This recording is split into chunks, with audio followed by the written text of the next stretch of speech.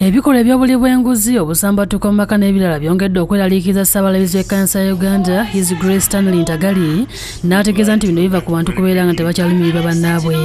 Greed has taken over. Omululu gutulumbye. Self-centeredness. Okwirowooza okufeka kutulumbye. I want always to remind Ugandans greed is the mother of corruption. Mu olukung'aana lw'enjiri eyaggaddewo ku kkanisa ya Ssentongo entindo olunaku lw'eggulo olweteebeddwamu abakulembeze b'Abakristaayo okuva mu mawanga ag'enjawulo n'abakungu okuva mu gavumenti eya wakati, Ssaabalabirizi yasabye Abakristaayo bongere okweggyamu emize nga gino. Abaalabye mu kusinza kuno ye yaliko Katikkiro wa Uganda Apple Robinson Sibambi, Oweekitiibwa Josh Mayanja Nkanji n'abalala.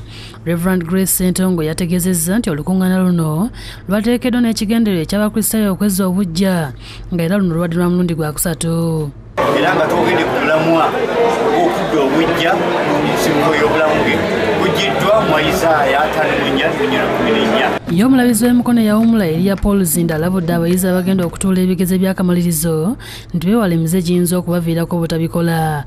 Beekuume bamanye nti nno omulabe Stanely bw'ali naye badduke nga badda eri Mukama. Abadde assaako abayizi 92 emikono ku ssomero lya Nalyayeseese e Bweyogerere. Ajjukizza abayizi nti tebasaanidde kutaganjula mukutu gwa intaneti okusomako ebintu ebitabagasa kubanga bangi ku bannaabwe n'abantu abakulu bibaviiriddeko okwonooneka. Oba website oba computers abantu bazikozesezza mu kusamira okupya, balina n'obubonero, balina n'obukodyo obuli okwo. Avumiridde abantu abakyalemedde ku muze ogw'okusinza Lubaale so nga eddiini emaze emyaka n'ebisiibo mu nsi eno. Bo Abakristaayo b'ekkungu mu Busaabadinkoni bw'Eggayaza batuuzizza omwawule waabwe Reverend Festo Kalungi ng'omukolo gubadde ku kkanisa ya St. Peter's Church of Uganda.